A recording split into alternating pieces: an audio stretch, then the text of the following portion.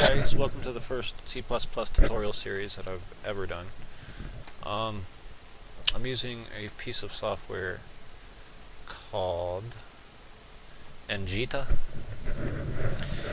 and the only thing I don't like about C++ is it's, as far as in Python I just type the code into or any kind of text editor. It's a little more difficult. Well, it's not really, it's just a little bit more to it with C++. Anyway, the first thing you want to do is run these two commands, because this is what I'm using. I don't know if this stuff will work with whatever you're using. And you have to install the libtool-bin as well. But anyway, what I found out is you have to go in, you have to open the software up, you have to click create a new project. Otherwise, it won't run your scripts right for some reason. I'm not used to using IDE software. I just prefer to use a text editor. And okay, what's it doing? Okay, it's going to ask you for a project name.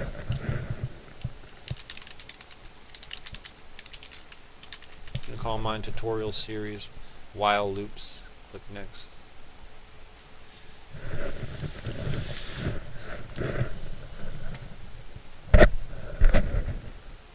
Destination, and it will add all kinds of different files to your folder.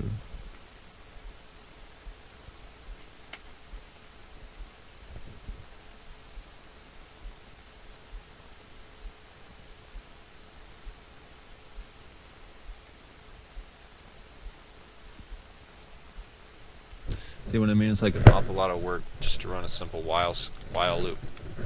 If we were in Python, we'd already be, there right now.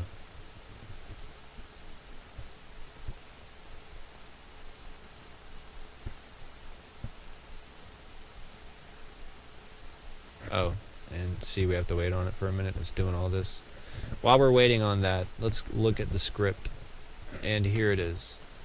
Now, I just did a nano kind of cheat sheet thing for this as well. First, we'll go over it on both text editors here. First thing we do is we include an out stream. What that does is it lets us, print data and echo data out to the terminal. This we'll get into in another tutorial. Here we have int main. That's defining a function in C++. In Python, we do def for define. This is how we define a function in Python.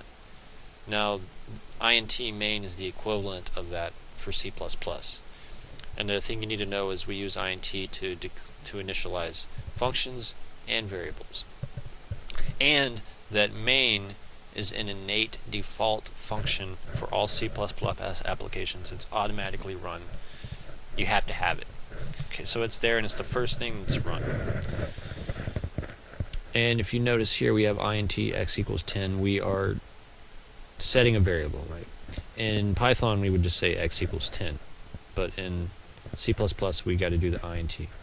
And you can see the while loop's about the same. Notice the indentation. After we create a function, we use the open bracket, we indent, and we keep everything lined up. When we do a while loop, we indent. While loop's pretty much the same. While x is greater than 0, open bracket, indent. Now this command right here, cout, think of it like peace out, stands for C++ output. It's the C++ equivalent to print. So in Python we would just say print x, or print x plus whatever text we want. In C++ we say cout, two getter mouse x, two getter mouse quotations, and then the text we want. And we end with a semicolon.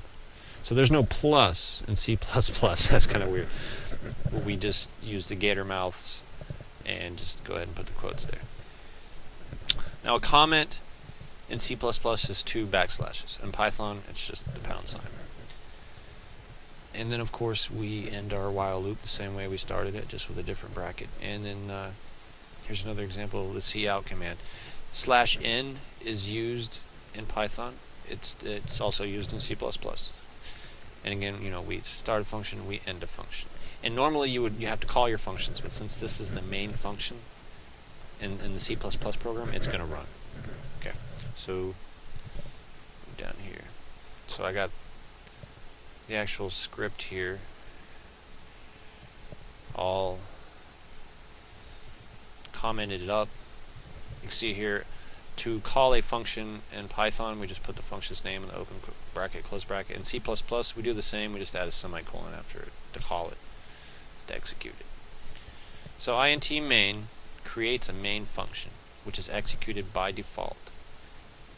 After we create a main function, we use that little bracket. Int x equals 10 declares a variable. And you have to declare your variables a lot of times before you set them in C++. While loop is generally the same. I forgot to put 2 slashes there. Oops. Oh man, let me get the keyboard. As you notice here, what that means comment. So everything after those backslashes is a comment. Don't let it intimidate you. Exclamation equals means not equals, and then equals is equals, just like in Python. So here we have cout. The cout command is really print. Cout the variable x, a comma. We end it with a semicolon. This right here, tac x, is the equivalent to x equals x minus 1, or x minus equals 1. It just subtracts 1 from x each time we do it.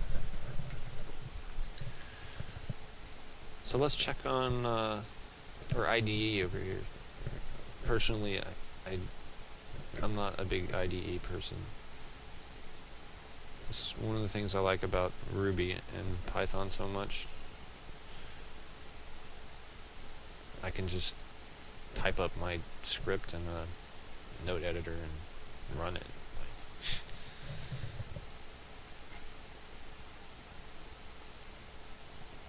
Let's open our file.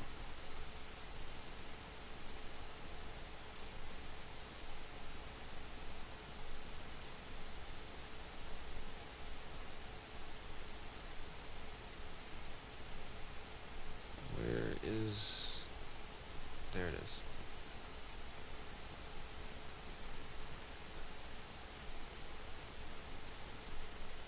Okay.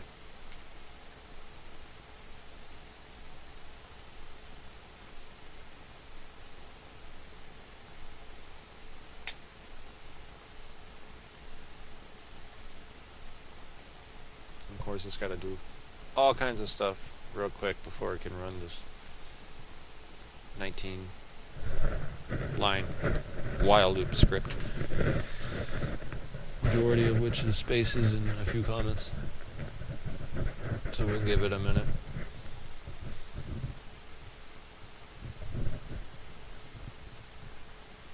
You can see why people like Python so much.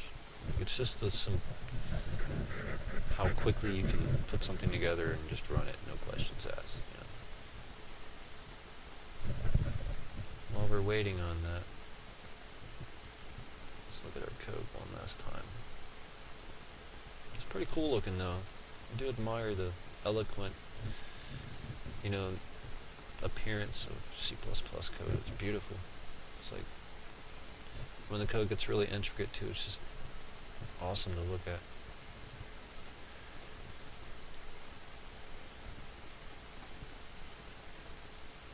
And I apologize for the wait. That's what I'm saying, like,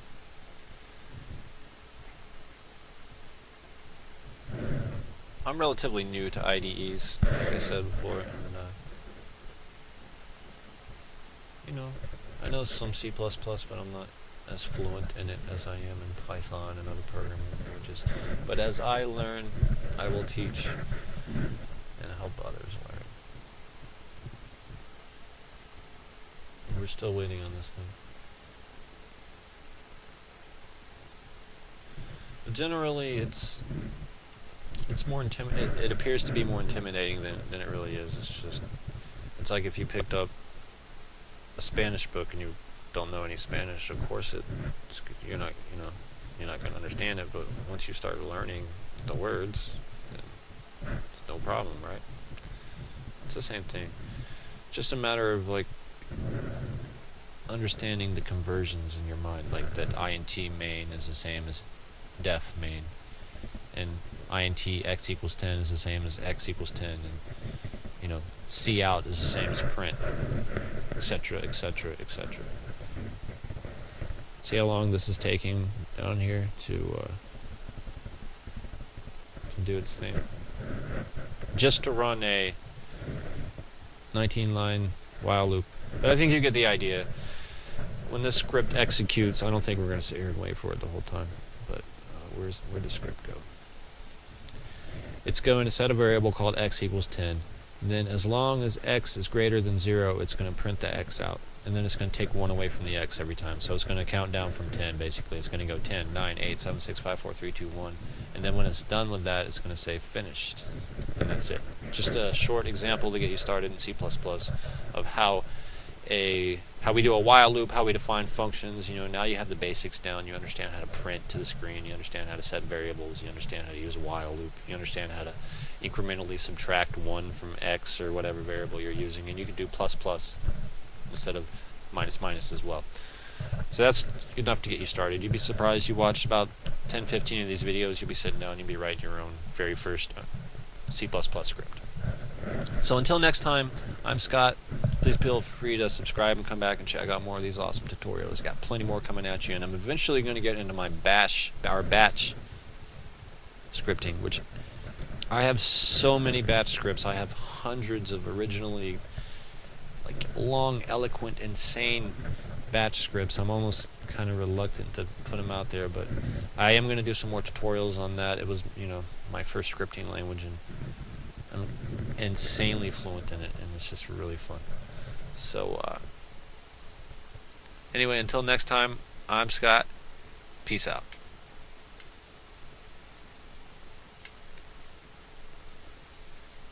If I can get the software to close.